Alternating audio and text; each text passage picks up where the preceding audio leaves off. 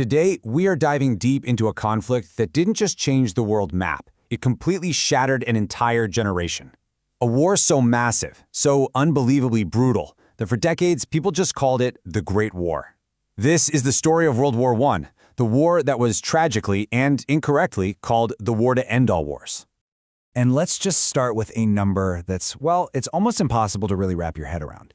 16 million. That's how many people died. 9 million soldiers and another 7 million civilians who were just caught in the middle of it all. The world had never, ever seen death on this kind of industrial scale. So how in the world did we get here? All right, so here's how we're going to break it all down. We're going to look at what made this the world's bloodiest war. Then we'll set the scene, a whole continent of bitter rivals. We'll pinpoint that one single spark in Sarajevo that lit the fuse. After that, we dive into the mud and the carnage of the trenches. Then we'll see how America finally got dragged into the fight. And we'll end by asking if the peace treaty was really a peace treaty at all, or just a 20-year timeout. Let's get into it.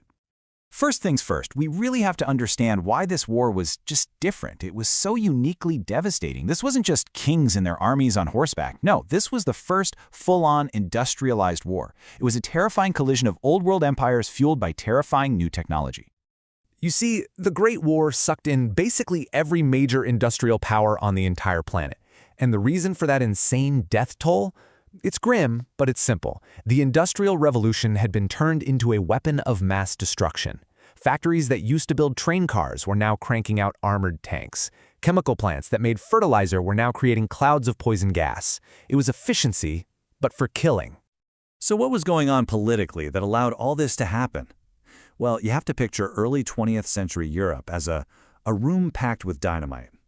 A continent of powerful, ambitious empires, all tangled up in this ridiculously complicated web of alliances, just waiting for a match to be lit. And right at the center of all this tension was a new player on the block, Germany. It had just recently unified, and it handed France a really humiliating defeat in the Franco-Prussian War, even taking the territories of Alsace and Lorraine. So now you've got this powerful, very ambitious German empire and a very bitter France, just waiting for a chance to get its revenge. As Germany got stronger, its neighbors got more and more nervous. And pretty soon, Europe split into two massive, armed-to-the-teeth teams. On one side, you had the Triple Entente, a kind of shaky alliance between France, the British Empire, and the huge Russian Empire. And on the other side, you had the Central Powers, led by the German and Austro-Hungarian empires. The entire continent was in a standoff. But here's the thing. These teams weren't set in stone. Italy, for example, had actually been allied with the Central Powers. But when the fighting started, they took a look around and made a very calculated decision to switch sides. Meanwhile, the old Ottoman Empire and Bulgaria saw a chance to gain something, and they threw their support behind the Central Powers. The conflict was getting bigger and bigger. Okay, so now we get to the moment. The moment the powder keg finally blew up. With all this tension, all these rivalries, all this colonial ambition, it was only going to take one violent act to set the whole continent on fire. Think of it like this. Imperialism, the competition for colonies and power, that was the gasoline poured all over the floor. That's the long-term cause that made a war feel almost certain.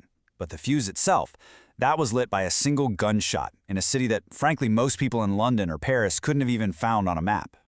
And just look at how fast it all fell apart. It's insane. June 28, 1914, Archduke Franz Ferdinand is killed. 1 month later to the day, Austria-Hungary declares war on Serbia. Russia, who's allied with Serbia, starts getting its army ready. That pulls in Germany, which declares war on Russia. Then Germany declares war on France and marches right through neutral Belgium. And that single act forces Great Britain into the war. In just over a month, the dominoes had all toppled. Europe was at war. You know, the soldiers who marched off to war in August of 1914, they all thought they'd be home by Christmas. They couldn't have been more wrong. The dream of a fast, glorious war quickly turned into an absolute nightmare of mud, blood, and a hopeless stalemate. Germany's whole plan, the famous Schlieffen Plan, was based on one thing: speed. They figured they could smash through France in just a few weeks, long before the massive Russian army could get its act together in the east. But the plan failed. The French and the British fought back with unbelievable courage. The German army ground to a halt, and then both sides started digging. They created this static, bleeding scar across Europe, a line of trenches that would barely move for 4 horrifying years. And this is why that stalemate was so deadly. The technology was brand new, and it made all the old ways of fighting completely obsolete. The machine gun, it made charging across no man's land a death sentence. Poison gas introduced a level of horror nobody could have imagined.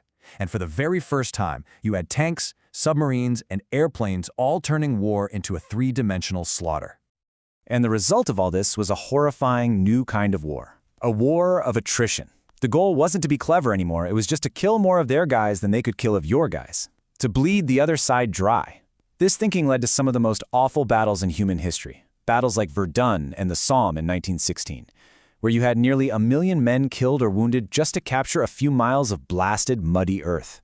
For 3 long, bloody years, the United States just watched all this from the other side of the Atlantic, officially neutral. But events unfolding in the cold, gray waters of the ocean would eventually pull this new global power into the European slaughterhouse. So Germany was getting desperate. They wanted to starve Britain out of the war. Their new weapon to do this was the U-boat, the submarine. They declared unrestricted submarine warfare, meaning they'd sink any ship heading for Britain. And in 1915, they torpedoed a passenger ship, the Lusitania. Over 1,000 civilians died, including 128 Americans. And all of a sudden, this European war felt a lot closer to home. But even after that, President Woodrow Wilson won his re-election with the slogan, "He kept us out of war." But then came the final straw. British spies intercepted a secret message. It was from Germany's foreign minister, Arthur Zimmermann, to the government of Mexico. This Zimmermann telegram proposed a deal. If the U.S. declared war on Germany, Mexico should attack the United States. And in return, Germany would help Mexico win back Texas, New Mexico, and Arizona. This was it. The casus belli, the act that gives you the justification for war. You had German U-boats killing American civilians, and now you had Germany actively trying to get America's neighbor to attack them. It was too much. In April of 1917, the United States declared war on Germany, and the whole balance of power on the Western Front started to shift for the last time. With fresh American troops, or doughboys, pouring into Europe, the end was finally in sight. But the way the war ended, and the peace that was forced on the losers, wouldn't just tear down old empires. It would plant the poisonous seeds for an even worse war just down the road. The end came really fast. Russia collapsed into revolution in 1917 and pulled out of the war. This gave Germany one last shot. They threw everything they had left into one final desperate offensive.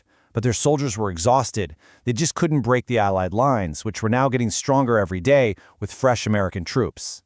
With its army collapsing and a revolution breaking out back home in Berlin, the German Kaiser quit and fled the country. The war was over.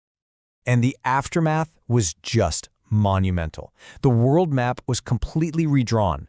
The war caused the total collapse of 4 ancient, powerful empires: the German, the Austro-Hungarian, the Ottoman, and the Russian. And from their ashes, a whole new set of countries was born, and a very fragile new world order began to take shape. But the peace deal that ended the war was deeply, maybe even fatally flawed. The Treaty of Versailles forced a defeated, starving Germany to accept 100% of the blame for the war, to get rid of its military, and to pay reparations so huge they would cripple the country for a generation. These humiliating terms didn't create peace. They created a deep, bitter resentment that would fuel extremist politics in Germany for years. And that right there is the war's most haunting legacy. The war to end all wars finished with a treaty that poured gasoline on the fires of nationalism and revenge, and it directly paved the way for the rise of Adolf Hitler and the Nazis. So you have to ask yourself, did the Treaty of Versailles really end the Great War, or did it just hit the pause button for about 20 years?